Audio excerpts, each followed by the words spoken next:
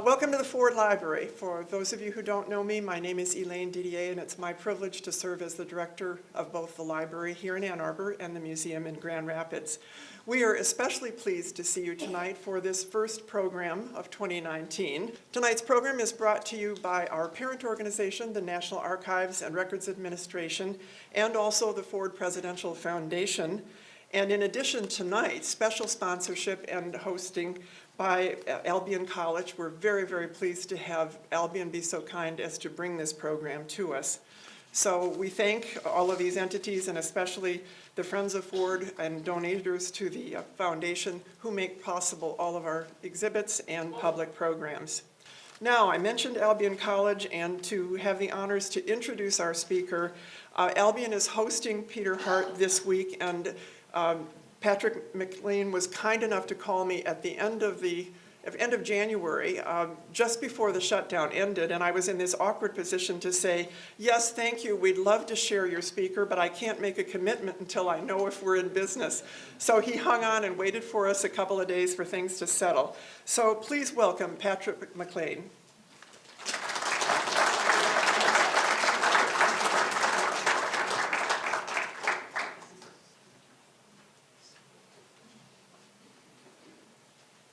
Thank you, Elaine, and good evening. I'm Patrick McLean, Director of the Gerald R. Ford Institute for Leadership and Public Policy and Service at Albion College. The Ford Institute at Albion trains undergrads, like several of my students who are here somewhere. There they are. Trains them to be the next generation of public servants, really in the great tradition of the namesake that we share in common with this fine institution and the University of Michigan. President Ford was a member of Albion's Board of Trustees back in the 1960s while he was in Congress, and he founded our institute in 1977. His pollster, Bob Teeter, was an Albion alumnus, and that connection really is what brings us here tonight. He was also Peter Hart's friend, and so therein lies the linkage. Peter Hart is regarded as one of the top analysts of public opinion in the United States. He's a leading shaper of national trends and political messages. He founded Hart Research in 1971, and since 1989 has been the pollster for NBC News and the Wall Street Journal. His political clients have included leaders in the forefront of American politics over the past half-century, from leaders like Hubert Humphrey and J. Rockefeller to Edward Kennedy and Bill Clinton. He has represented more than 55 senators and 40 governors. His work with Hart Research has focused on public opinion, public policy, and cultural issues, and has included also work for clients such as the Smithsonian Institution, Habitat for Humanity, UNICEF, and the Bill and Melinda Gates Foundation. In the international realm, he has conducted studies in South America, Europe, Asia, and Africa. There's not much left.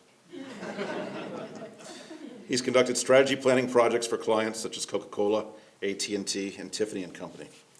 The National Journal named Peter as one of its 150 national leaders who shape federal government policy. Sometimes called the dean of this generation of pollsters, he's covered election night news for either NBC or CBS since 1964.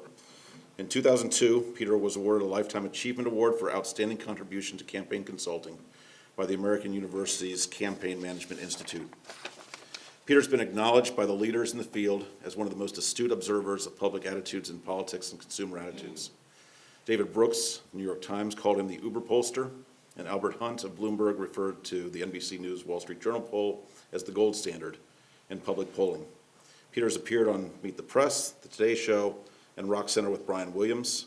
For the past 30 years, he's been a Woodrow Wilson Visiting Fellow, and I'm pleased to say for this last week, the Visiting Fellowship has been here at Albion College. Thank you, Peter. Finally, Peter is the grandfather of Will and Abby. Lindy, I told you I would say that. And, perhaps as important as anything I'll mention tonight, he's the founder of the annual Hart Research NCAA pool, now in its 31st year. Ladies and gentlemen, Peter Hart.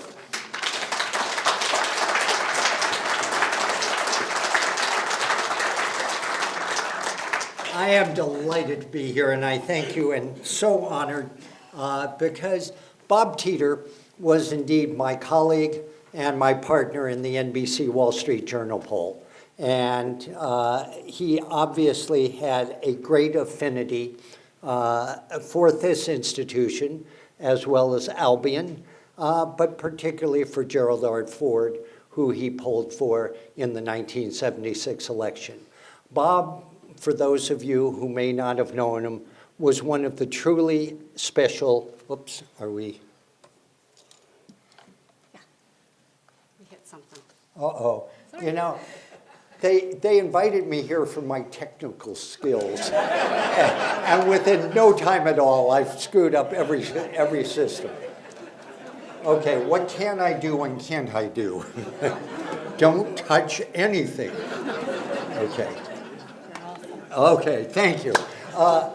Bob Teeter was indeed my friend and really one of the outstanding pollsters. This is a person who truly understood and knew how to measure American public opinion. And as a colleague, he was a Republican, I was a Democrat. We worked together on the NBC Wall Street Journal poll. And all I can tell you is that we had a friendship that was built upon a personal relationship of trust, but also a relationship of respect. And I cannot tell you how much I miss Bob and how special he was in my life. So I'm here at Michigan and at Albion in order to honor my very good friend. I am delighted to be here and to talk about public opinion and where I see things at this stage. I have to start, though, with one story because Patrick introduced me. You know, I've been teaching at various colleges, and I was teaching at the University of Pennsylvania in 2009. And a young co-ed after my first class came running up to me, and she said, "You've got to tell me the most exciting election you've ever been in. Was it Obama? Was it Kennedy? Or was it Roosevelt?"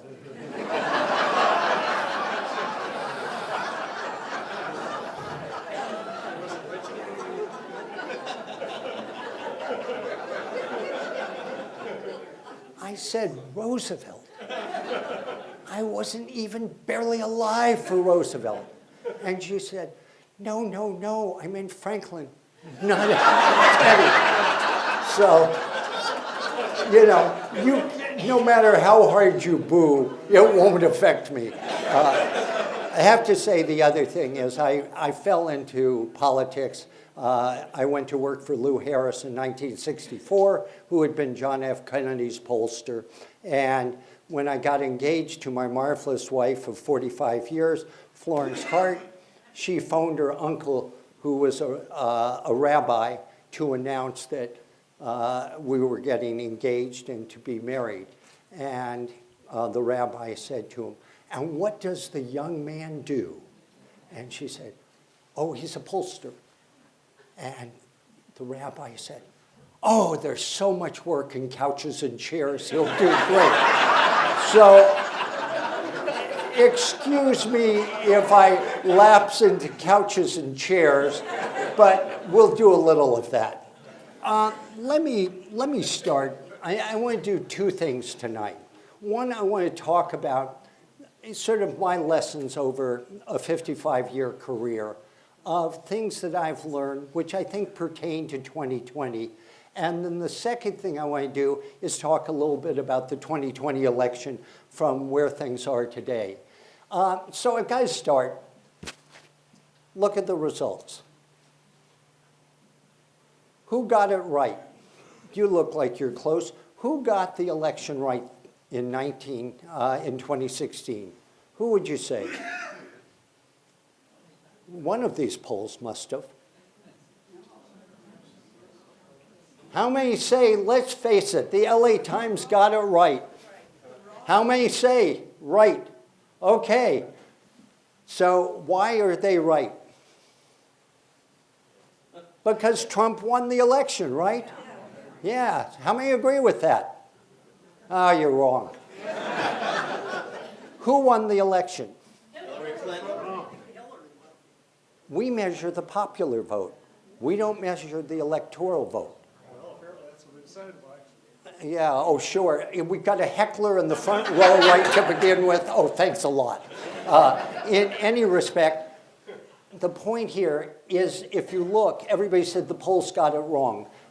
Those polls, particularly the LA Times, got it most wrong because essentially, no, Donald Trump didn't win. The polls that had Hillary Clinton were closer to correct. Now, that's part of what people don't understand about polling, but more importantly, I think we were wrong, and I'll take the heat because I think we analyzed it badly. So I'm going to take you through a couple of these. And one of the mistakes we made is overlooking something that was very important and was sitting right in front of us. There were about 1 in 5 voters in America who did not like either candidate. And essentially, at the very beginning in June, they were voting for Johnson and Stein as a way of saying, I can't vote for either Trump or Clinton. And as we went along through the summer, it remained evenly divided, with them both getting about 15, 20%, whatever it was. But look what happened in September. All of a sudden, these people started turning towards Donald Trump, and they stayed that way all the way to the end, where they actually voted 47-30. So that what we missed as pollsters, and I'll take my rap right here, is that we overlooked people who had negative views towards both of them. And what they were doing is they were really voting on Hillary Clinton. They said, I can't stand her, so I'm going to look at the alternative. And in the end, on election night, the exit polls showed you by 47-30, they voted for Donald Trump. So Hillary Clinton was really the pivot point for many voters. The second thing that we missed is what happened right here in Michigan and happened in what we call the Rust Belt. And what happened in the Rust Belt, as much as anything else, I was blocking your view. You know, I told you to buy that better seat over here in any respect. So what was happening here is that the Rust Belt, for all the years we've done the NBC Wall Street Journal poll, has never analyzed it by anything other than East, South, Midwest, or West. But the Rust Belt covers both the East and the Midwest. So we never broke this out. And what was happening is, look at what happened with Hillary Clinton. Throughout this period, in those 4 states, essentially negative views towards her. Never at one stage, except for that little period in February of 15, did these people have a positive point of view. But most important, look at this. They went from 49 to 56% negative in the end of the campaign. Look at Donald Trump. They never liked Donald Trump. But look what happened. His negative went down. And if we'd been watching that, we probably would have picked up the fact that, uh-oh, there's trouble right here. And actually, we did some polling, and we found in Michigan, 1 week before the election, that Hillary Clinton was ahead by 1 point. So we knew there was trouble brewing in Michigan. But those were the errors, and errors to learn from. Let me tell you another thing I've learned over a period of time. I started my career with Lou Harris in 1964. 1964, Lyndon Johnson won a massive landslide over Barry Goldwater. But during the middle of that campaign, there were 3 major events that happened. First of all, Khrushchev was deposed. China did the H-bomb testing, and one other thing, Walter Jenkins, an aide to Lyndon Johnson, was caught in a morality problem. Lou Harris said, this is the most significant thing. This is going to change the election and turn it upside down. And in rapid speed, we went out in 8 days and got the results. 8 days, those were the old days. We were in horse and buggy carriages there, but we moved very quickly. And what we found out is attitudes didn't change 1 iota, not 1 iota. People had reached their point of view and everything happened. I relearned the lesson in 2016. Okay? We had Bernie, we had Donald Trump, And how many remember? Who's this family? And what do we remember about them? What? His son was killed. And what did Donald Trump do? Defamed him. Okay? And you would say, that's going to turn the election. That's going to make a difference. And when you go back and you look, there wasn't a blip of movement over that. Nor were there a blip of movement on most things that happened. And the lesson you should learn for 2020 and 2019 is just because an event seems like the most important thing to you or somebody else, in reality, it's really not that much change. So don't overreact. And you look at this. Next thing, changing polling methodology. When I entered, we did all of our polls door to door. So we interviewed you face to face, and we knew what you were thinking and where things were at. In late 1970, we switched to telephone polling, and people said, that's the end of polling. Polling will never work, et cetera. And people started writing, more pollsters than ever. This is the worst thing that'll ever happen. Oh my God, having all these numbers floating around. Let me just tell you, this is going to be a repeat of 1948. It's the end of the world. And, flood of polls show that no sign of abating, et cetera. Well, thank God for me, they continue to move forward. I've been making money hand over fist, and I want to thank you guys in any respect. But what happened in polling? Polling adjusted, and we used telephone, and we've been using cell phones, and we've been interviewing people, and all of the same thing, polling industry. We are now looking forward to 2020. We are getting online polls and their concerns, and we're getting the same thing. Look at this, it's not going to be the same, it's the end of the world, et cetera. Polarized polls, internet versus the phone. And Pew Research, which is doing the best work in public opinion, has now started moving towards online interviewing. There are lots of problems, there are difficulties, but like everything else, what polling cares about is, can you do it fast and can you do it cheap? This is going to be faster and cheaper. We'll make adjustments. The field is not going to end, but it's very much there. All I'm saying is one of the things I learned is you've got to recognize things change, move with the times, and this will be another example, and we can talk about all of the others. Excuse me. The last thing I want to talk about is, how do you understand when there are 15 people on a ballot who's going to win? How can you? Who's going to be ahead in the first Democratic poll? Anybody? Who's going to be the leader? How many say Biden? Okay. How many say Bernie Sanders? Okay. How many believe that Joe Biden will be the nominee? No, I don't know. Okay, how many say Bernie Sanders is going to be the nominee? I won't report it back to Bernie. In any respect, let me just say that at the early stage, it's all based on recognition, and somebody may have a core of voters. In 1983, I was working for Walter Mondale. You remember Walter Mondale? Almost president, just missed by a hair. If it had only been Minnesota, he could have been the president of the United States. In any respect, and Walter Mondale asked me early on, he said, everybody in New Hampshire is going to know John Glenn, but they're not going to know these other people. I got to know who's going to be able to come up and do well. And I came up with what's called a hypothetical pairing. And I asked them the peel of each candidate. And I described them in 2 sentences based upon sort of what we knew about them. And Gary Hart was a younger person who stresses that it's time for a new generation of leadership and is known for seeking fresh new solutions to American problems.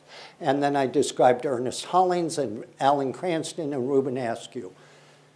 People didn't know Gary Hart at all, and yet just from that 2-line description, you could see he was going to be a person with potential. He ended up winning New Hampshire, coming from nowhere to win it and to be the formidable candidate.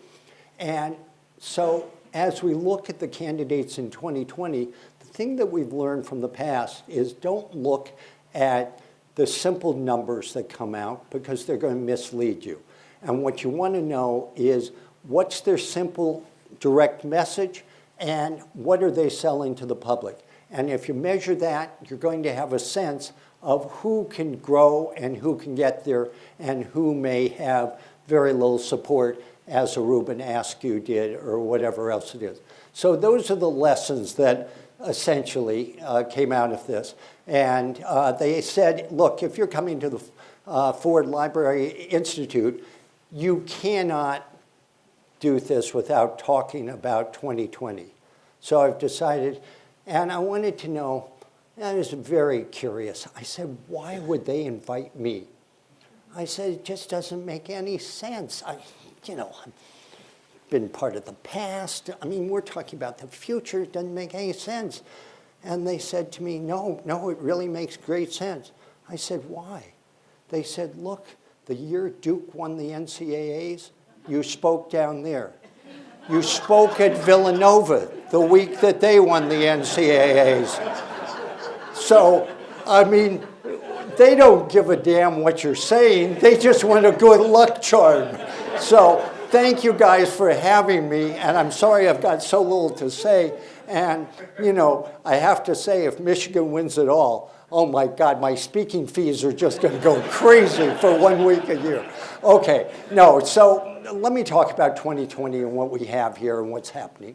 And we're at the very start of all of this, and you've got all these candidates that are out there, people who got great potential, people whose future is in their past. All of this, I'm sorry, I didn't mean to say that. In any respect, so you look at this, I'm going to give you my sense of where I see things and what's there, and then we'll open it up and we'll have a question.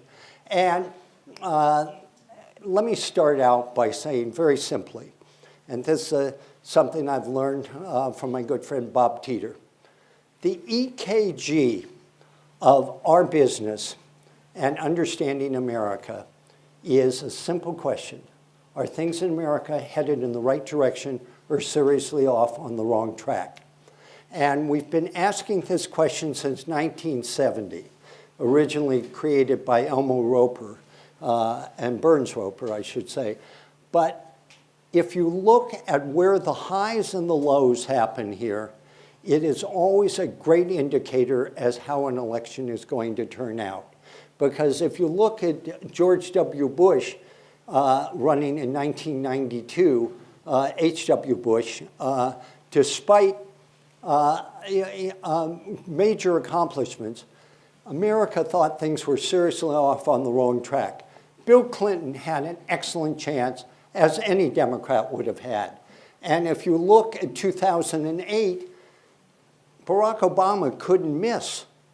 I mean, you had 70% of the country saying things were headed on the wrong direction. I mean, no Republican had a chance in terms of that. And you look and you can see the highs and the lows and what goes on during those periods of time. So if you're trying to predict how things are going to go in 2020, watch this. Because at this stage of the game, it's sort of bad news for Donald Trump when 63% say things are headed on the wrong direction. And so those will change. They may get better. As it worked for Obama, while people weren't happy, by the time he got to election, the thing was moving up, and it wasn't so bad. And you have to, oh, I'm sorry, no pictures are allowed. This is no, I'm kidding. Yeah. The guy's going, uh-oh. Yeah. In any respect, so this is the EKG. Second thing is, when we ask voters to tell us in their own words how they feel about the country, take a look. Downhill, disaster, hard times, no compromise, wrong track, all of those things. There are some people, Trump people, who say we're headed in the right direction, that they feel positive, but there are others who are concerned or stagnant, and all of these things. All of these things make up the mood of America, and this is an indication that there are indeed trouble going along. Then you look at the next thing, which is the job rating of the president. And if you look at this, essentially, Donald Trump has done something that no other president has done since polling has began. And that is, he has never had a single hour or a single day where the American public, a majority of the American public, have approved of his performance. No president has ever done that. There have been presidents that are mightily unpopular, et cetera, but he's never had one single day. And you look at this, Democrats have never wavered, or wavered very little, in their attitudes towards him. 5% at the current time approve of his job rating. 85% of Republicans. So if you're a Republican, you've gone through thick and thin with them, and you're with them at this stage of the game. Here's what the problem is for the president. Number one, and that is the overall voters, it's about at 43%. But here's the real problem for the president at this stage of the game. Only 38%, 39% of independents are with them. The country is about 5% more Democratic than it is Republican in terms of voter ID. So if you're going to win, you have to have support from independents. And if the independent support is short of where the overall voters are, you're going to have a hard time getting there. So what's Donald Trump left with? He's got two ways to win this election. Number one, he has to bring in an important third-party candidate, somebody who will gain 4, 6, 8% of the vote, something that allows him to win with less than 50%. Or number two, that the Democrats will nominate somebody that's more unacceptable to the American voter. But you look at that, it's a hard road for the president. But here's another thing to note. Do I get to ask a question of the audience? Sure. Okay. Question. How many of you, for your news, choose CNN? How many of you choose MSNBC? How many of you choose Fox? Can I just make a point? The two people are sitting most close to the exit are the Fox people. Okay, I just happened to notice that. In any respect, when you're watching CNN or you're watching MSNBC, you've got to believe that the President of the United States is about to be kicked out of office in the next 12 hours. Because everything is, oh my God, this is just huge and it's so important and it's going to do this or that. And what we did is we took every single major event, from Stone being indicted, to Cohen being indicted, to Flynn pleading guilty, to Mueller's appointment, to firing Comey, et cetera. And if you look, if you're a Democrat, your viewpoint of Donald Trump never changes, okay? If you're a Republican, yes, there was a little blip down in terms of Flynn, but everything else ends up in the 80s. So, you know, when somebody comes blaring in with the most important headline, I can tell you it's not that important. People are not moving around. They're in their silos. The group to look at are independents. Nope, they always stay below 50, and yet it's a pretty short range. So one of the things I want to tell you is not to fall in love with any single event that's happening, because people are siloed at this stage of the game. But and we go back and we look at Bush and we look at Obama, et cetera, in terms of quality of honesty and trust. The President of the United States, from all Americans, 28% rate him as a person of honesty and trust, compared to Obama, compared to Bush, compared to Bush 41, and if we'd had Gerald Ford on there, he would be right up at the top of the list. Being knowledgeable and experienced enough to handle the job, George W. Bush, right after 9/11, people were very supportive. Obama, nearly 50%, Trump at 32%. If they don't like you and they don't trust you and they don't think that, that you have the ability to handle the presidency, you've got a great problem facing you. So we measure all of these various areas as it relates to the President of the United States, and essentially, straightforward, you bet. How many read his tweet this afternoon? How many read his tweet this morning? How many read his tweet last night? How many read his tweet over the weekend? How many? I mean, this guy never stops, you know, and being direct and straightforward, he sets a new record. In terms of changing business in Washington, sure, we've had presidents, but we haven't had anybody like that.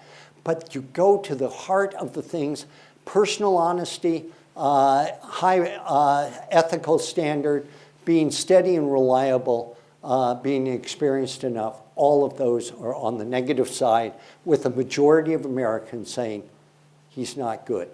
All of this sets up a situation where Americans say, I don't like this person, I don't trust this person, I don't think he can do the job. So you look, and that tells us where we are at. In terms of their feeling about his relationship with Putin, a little more mixed, but you'll note right after the summit in Helsinki, people were very concerned in terms of yes, he was too friendly. In January of 19, it's dropped back down. If you look again, Republicans not likely to say that's a major problem. That's very much in the background.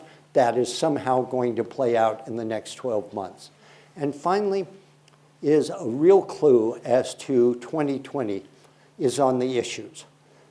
The Republicans have a major problem when it comes to climate change. You look at this, that are they in the mainstream or out of the mainstream? For the Republicans, the number is a minus 34, which means more people, 34% more people say they're out of the mainstream. The Democrats are in the mainstream by a plus 21, a 55-point difference. Healthcare, the differential is 29 points. Two great issues for the Democrats. Abortion, more narrow. Immigration, more narrow. No difference on fiscal issues. So you can see where the Democrats are going to take this campaign. It's going to be much more into climate change and health care. And that, again, what's the issue that works for the Republican?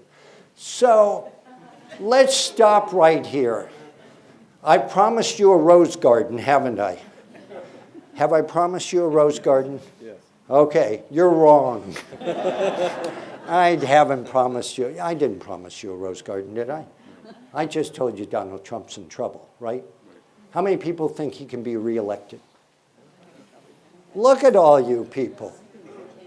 You heretics. You know, am I to root for Michigan in the NCAAs? Okay. What I'm trying to tell you is you can look at data and it can say to you, clearly this is going to happen. But you have to look at all the data to really understand this election. We're very early on, and the first place to start is the economy.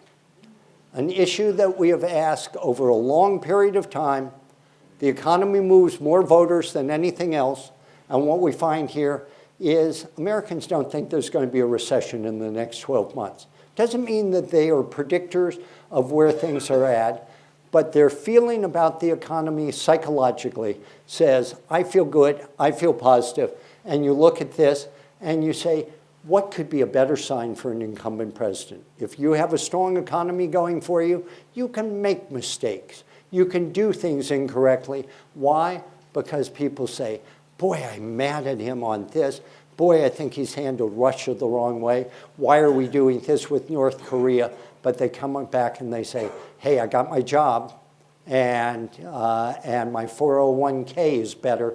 And they say, I think I'll stick with them. I got problems with them. Second thing is, what's the likelihood that they will vote for Trump? And we've asked this question going all the way back to Bill Clinton 20 plus years ago, going at the same time as we ask, looking at the same time. And what does it say to you? 41% of the voters tell us that they are either very likely, definitely going to vote for him, or probably going to vote for him. And 48% say they aren't. I picked on you twice. I wouldn't do that a third time. Good news or bad news for Trump? 41% say, I'm very likely or somewhat likely to vote for him. You didn't think you were coming here for a free seat. Good news or bad news? I don't think that would be bad news because 48% may vote for somebody else. Right, so that's not a good way to start, right? How many say bad news? How many say it's good news? It would be bad news if it were not for two factors. Number one, look where he stood in December of 17. Okay, 52%. That's 48% better. But then, let's go back to Bill Clinton. Bill Clinton wasn't in such good shape. Essentially, difference between 41 and 38 is not that much difference. How did Bill Clinton do in 1996? He won re-election, and he won it easily with 49%. So you got to look at this and say, ooh, let's be a little bit cautious from just looking at Donald Trump. It may not be good, but it may not be as bad as everybody else thinks. And we've looked at it by Democrats, Independents, and Republicans. And again, the problem facing the president is independents. And you look, for Bill Clinton, essentially, you had a positive number there, 39 on the vote for the incumbent, 22%. So the president, President Trump faces a more difficult challenge. How do people feel about capitalism? How about you guys? How many are positive on capitalism? Why aren't you positive on? No, I won't pick on you. Okay, 50% of the American public have a positive view about capitalism. 24% have a negative viewpoint. If you're a Democrat, you're more split. If you're a Republican, you're overwhelmingly favored. How do people feel about socialism? Oh, sure. You're up there with the hands for socialism. You know, kid's never earned a dime in his life. He's, count on me, I'm on socialism. You might want to turn around and look at those people who have been earning money for a lifetime. Yeah, guy's on full scholarship. Okay. This guy's my ride home. I don't think. She's the ride home. Yeah. Okay. The point here is, why would I show you this chart? What's Donald Trump going to run on? Socialism. He's going to run on socialism. And he is going to pour it on against the Democrats. And every candidate is going to become known as AOC Biden, AOC Sanders, AOC Gillibrand, whoever it is, that's where they're going to go. So don't think that just because the Democrats may have trouble on Donald Trump has something. He knows where he's going to take this election. Next point. We asked in the last month's poll, in selecting a nominee for president for the Democratic Party, we asked Democrats, which of the following is more important? A candidate with the best chance to defeat Trump or a candidate who comes closest to your view? By a margin of 57 to 39, the voters say, a candidate who is closest to my point of view. So if you think somehow Democrats have found a new elixir and it's going to be kumbaya time, it's not going to be. I mean, they're going to be out there and chopping one another up, moving further left, trying to get the left wing of the Democratic Party. And essentially, when you look at people who are under the age of 40, by a margin of 65 to 32, 2-1, they say, give me somebody who I agree with. Now, that doesn't mean they won't vote against Trump, but it does tell you that what's coming for the Democrats is going to be a very spirited fight, and that spirited fight is going to create a split within the Democratic Party. Again, you look at this and it tells you Democrats may have an excellent target at 2020, but at the same time, they have to get through the primary. And finally, do you want someone who is proposing larger scale policies that cost more and might be harder to pass into law, but will bring major change, or somebody who proposes smaller scale policies, cost less, that might be easier to pass into law, but will bring less change? You look at Democratic primary voters, there again, what do they want? They want big change. Are they wrong? May not be, but you can see what happens. You saw what they did when it was George McGovern who said, you know, we've got to give everybody $2,000 or whatever the number that they were giving away at that stage of the game, or we're going to raise your taxes. He won't tell you. Mondale told the Democratic convention. This primary season is going to push people towards the extreme, towards the left. Those two last charts are things that Democrats are going to have to deal with in order to get a candidate that is then going to be able to win the primary and come back to the general election. So the last thing I want to leave you with, which is where the American public is on the whole Russian investigation and everything that's gone here. And basically what I would tell you is, while everybody says, boy, this thing's changing attitudes, these things, reports from Mueller, the things that you hear, the answer is the American public hasn't started to engage in this. They are nowhere. They are nowhere on the issue of impeachment. They're nowhere on the Mueller report, et cetera. And so they say, no, he's dishonest, but those figures really basically haven't changed over the course of the last 6 months.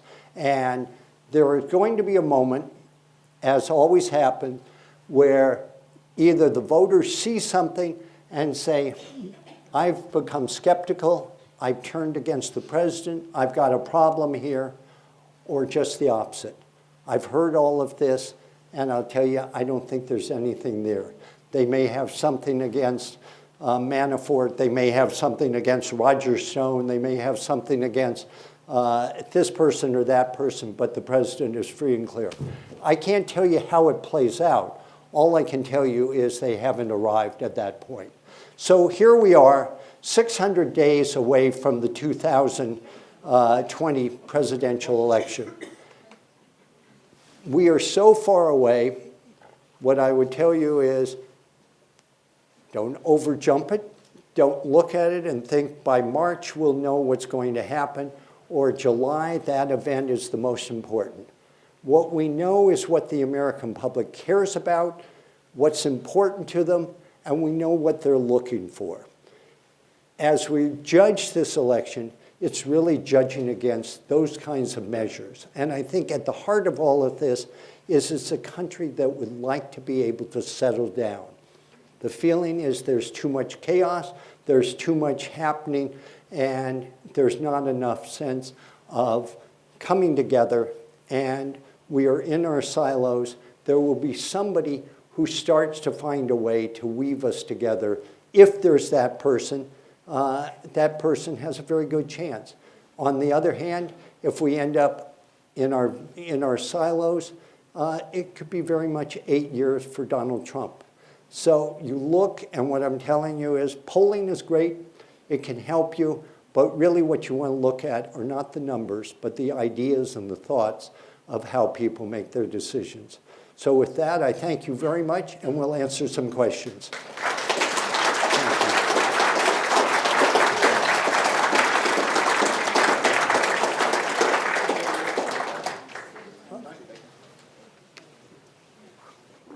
Okay.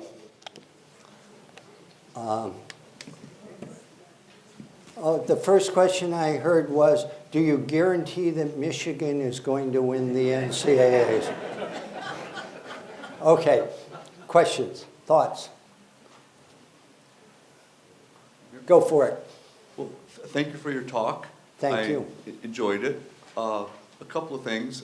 First of all, with most polls, including the one that you gave about what political or what news media you watch, your poll was, I guess, incomplete or biased because I don't watch this one or that one. I watch or listen to both, for example, in my car, I'll bounce between talk radio and NPR. So I'll listen to both sides just to get a more balanced approach.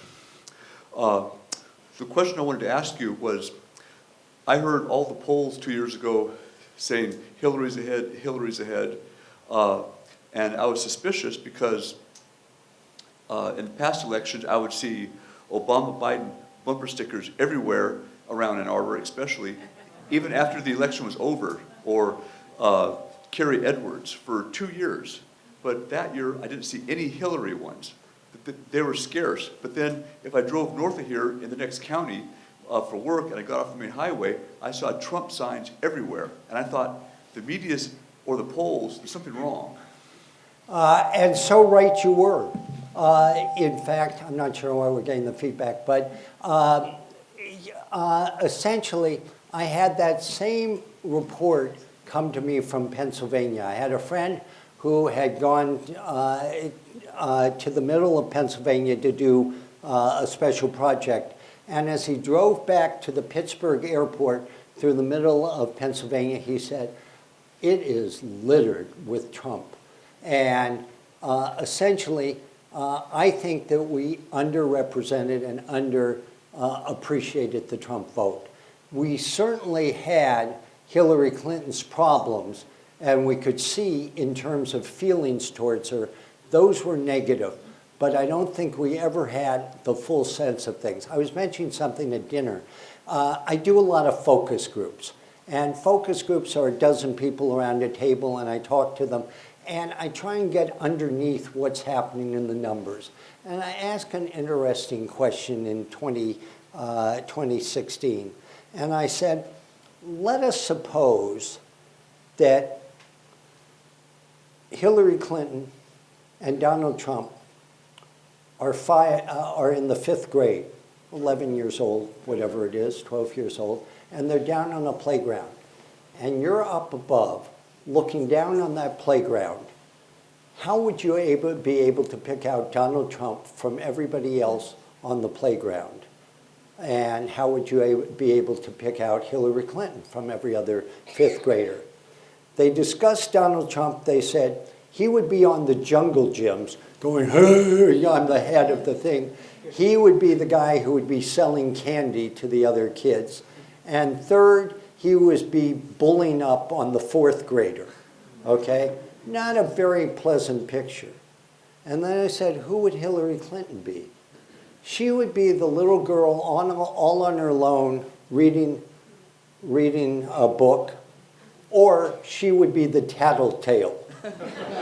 And I said, oops, you got trouble if you're the tattletale. And essentially, it's understanding those kinds of things that led me to believe early on that Hillary Clinton had major problems. In fact, I wrote an op-ed piece in the Wall Street Journal the week that she went for the nomination, the convention week, explaining those exact things. So you feel it by looking at signs, and that tells you intensity and how much people care. I try and do it by small groups. But the indications were there. As I said, we missed the signs. At least I'll take responsibility. But Thank what you. it doesn't include is likely voters. Well, certainly likely voters is what we get when we do our survey, because we ferret out people who are less likely. Yes. Let me make one quick comment of agreement with you that as a fellow Democrat, I am very concerned that our party is trying to recreate the McGovern coalition. And It won't be easy, but don't count us out. It will be easy. Take reparations. We're all for reparations, and it'll do well in the primaries and sink us in the general. I was very interested, though, and I want to ask you about this, the climate change, the overwhelming support for the Democratic position on climate change. That would be great. It's a terribly important issue with me, but is it at all comparably salient with the average voter? Well, certainly compared to the economy and to questions related to war and peace, et cetera, immigration, it is not as important. But what is fascinating is how much more important it has become over the past 3-4 years. People are seeing it, they're saying to themselves, we've got to be able to do something. And here, the Democrats, much like 2018 with healthcare, have a major advantage. And by having a major advantage, I believe that Donald Trump has put himself in a position that is so out of step with the American public that if you worry about reparations on one front, I would tell you he has to worry about climate change, because everything he's done within his administration has been essentially to hurt the environment and to create the problems we have. Yes. So with 2020 coming up and after the 2016 polls, do you think that people will be hesitant to believing what is happening in the 2020 polls?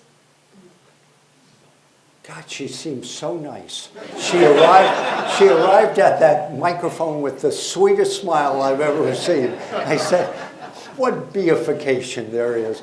Yeah, fair question. And that is, no. Because there is something that sort of, people just get sucked into looking at polls. They give them too much weight, too much attention, and they don't look at the really important parts of a poll. They always look at the head-to-head, and they think that somehow you're predicting the future. What you're doing is reflecting where opinion is at the time. I think the polls will be very helpful in 2020 if you look at the bigger picture and understand the things that we will be understanding. Will they be more skeptical? Probably, because what you will see is if Donald Trump's behind, he'll say false polls, fake polls.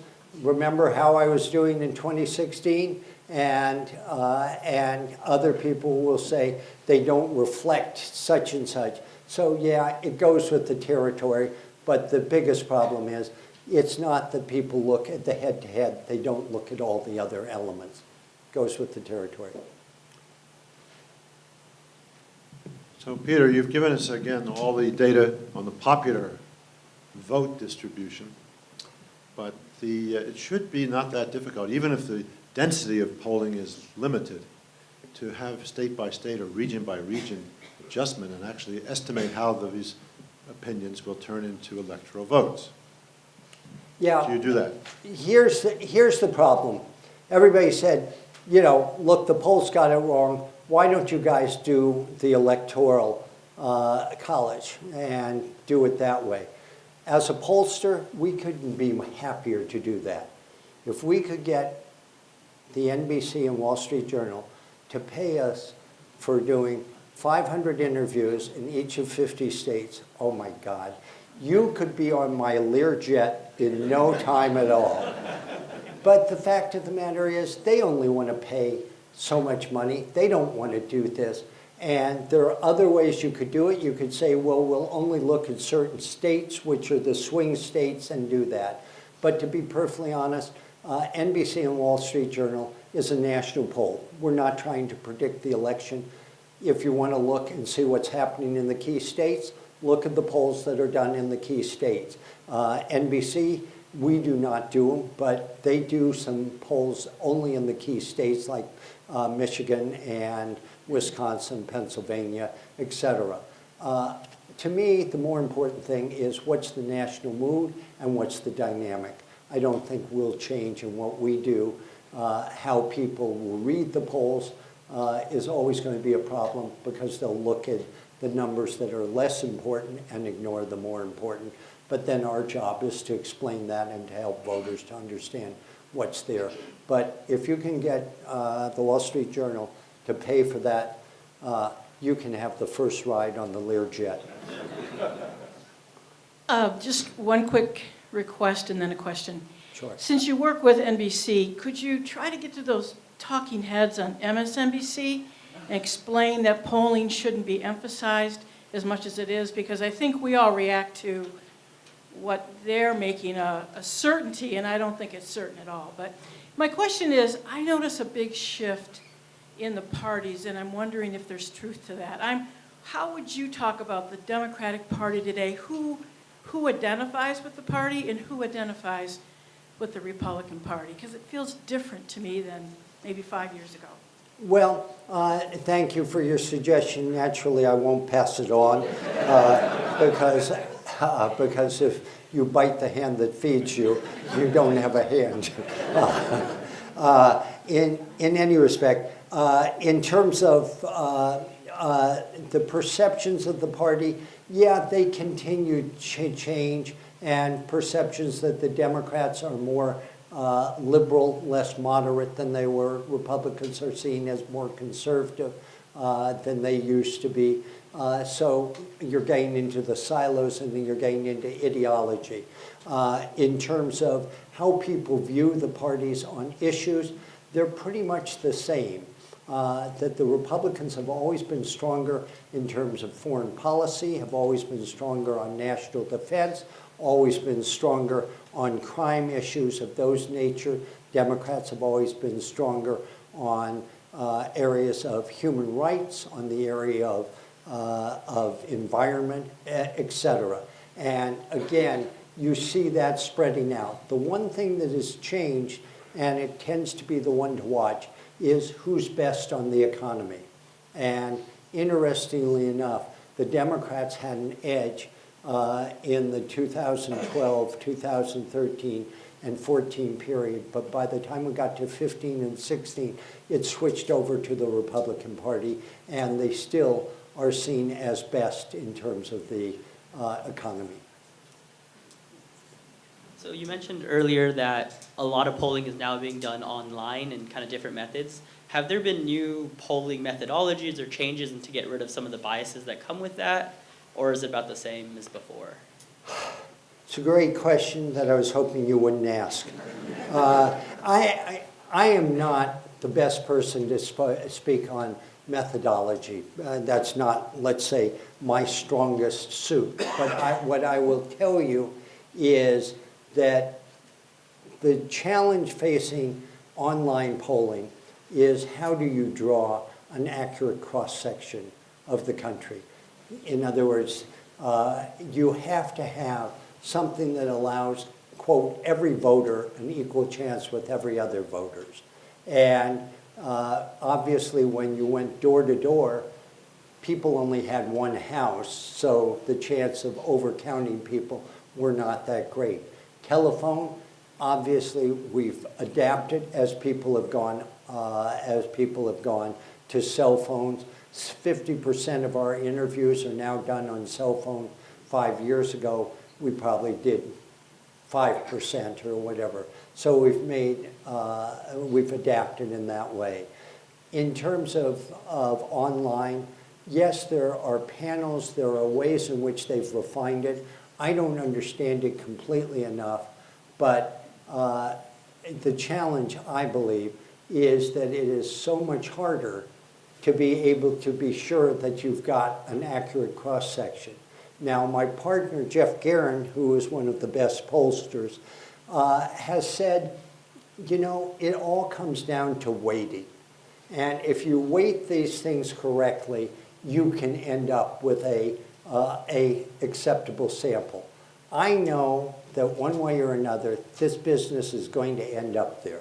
How they clean up the methodology, I'm not sure, but it certainly suggests that weighting will be a huge part of it. And by the way, when I say weighting, that means if you get 56% women, you weight that back down to what we know in the voting population. Or you get so many younger people, you have to weight them down and weight up the elderly. So that's my best answer for you, but don't ever come to my lecture again. I was wondering if polling numbers affect like people's attitude toward voting. So like if Hillary was up by like 6 percentage points, would people be like, oh, well then I don't need to go vote? Yeah, I've been asked that question since about 1964. And everything that I have looked at always says to me that the person who is behind tends to do better in the final count than the person ahead. And so you go over the years, and whether it's a landslide where George McGovern loses or a very close election with Gore and Bush, my tendency is to tell you that, quote, the underdog usually does better. And everybody always figured there's a winner bias. I don't think that's true. And again, it's hard to know how people change their minds and what they do. But of all the sort of concerns and criticisms, that's the one that is not high on my list.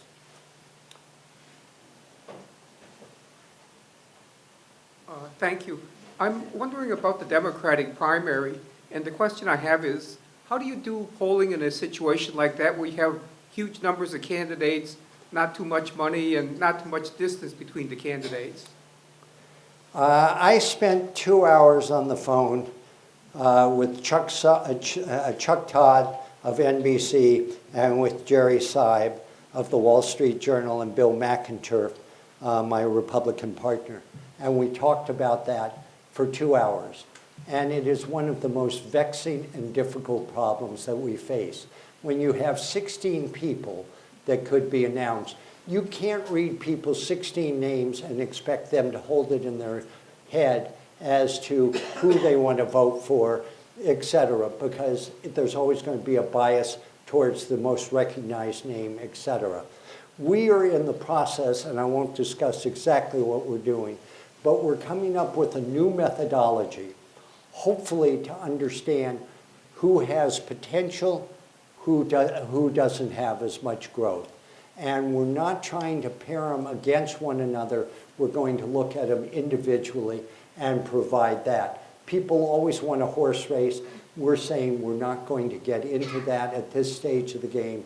Instead, we're going to give you a sense of where people stand, who may be in the top rung and who may be in the bottom rung. Because there is no national primary, and so all we're doing is providing an insight and hopefully telling you, maybe among the young people, they're all moving in such and such direction. Maybe among liberal Democrats, they're moving. That's how we're trying to deal with it. There isn't an easy answer. Yes, there are two issues that you didn't raise here. One of them is abortion and the other is gun control. And there's been a real dye thrown into the mix here by what happened in New Zealand a few days ago. Mm-hmm. And it's interesting that they have a female head of state.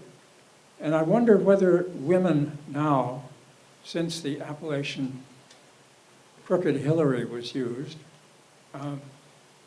women are running into a glass ceiling with respect to the presidency in the United States, and whether the prospect of a woman being the candidate on the Democrat side the next time is going to be influenced by that. Excellent questions and important questions. I spent 20 years of my life working on the issue of gun violence and gun control. It is the biggest professional failure of my life. And when I say the biggest professional failure, because I'm in favor of responsible gun control. And essentially, for 21 years between about 1979 and 2000, everything moved in one direction. It has been fascinating in the last 2 years. Public opinion has started to move in the different direction. And you can see it in terms of the polls, but you can also see it in terms of the actions by the NRA.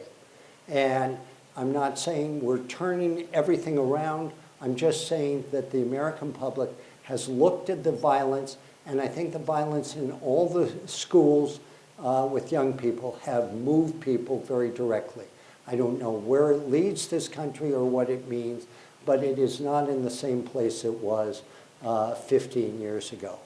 On the issue of abortion, we've been fascinated in one set of results that we got recently, and essentially, we see much more division on the opinion on abortion than we saw before. And when I say division, not more people moving pro-choice.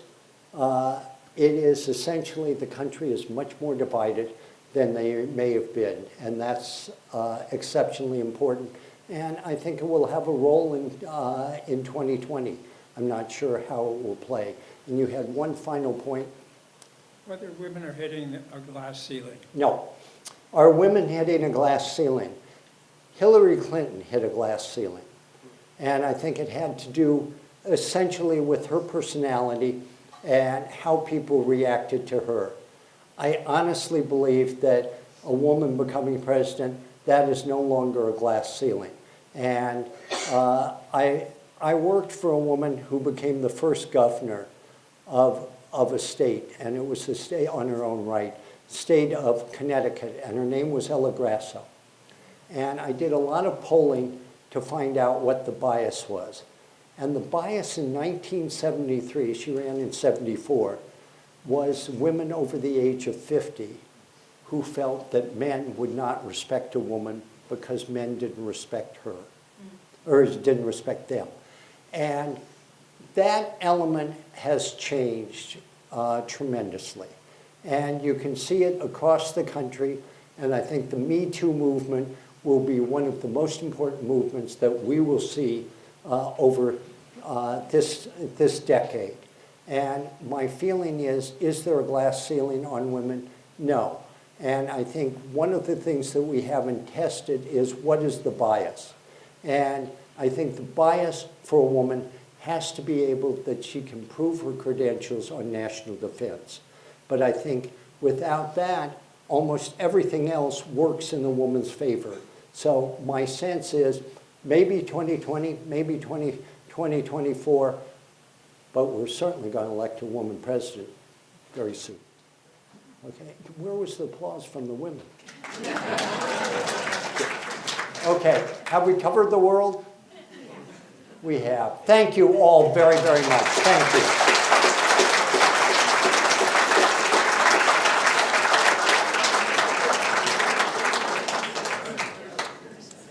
We want to thank Peter for coming, and I want to thank Patrick and Albion College for sending not only the eminent professor and our guest and our wonderful students. Come back again. This is a friendly audience. But this was a lot of fun, and I'd love to have you speak at the museum, especially as we go toward the 2020 election. This was really, really fascinating. For you, sir, out of respect for your wonderful treatment of Gerald Ford, we have a set of pens for you with President Ford's signature on them so that you can sign all of your polling predictions with those. You know what I'm going to do? I'm filling out my NCAA bracket. Thank you very much. Thank you.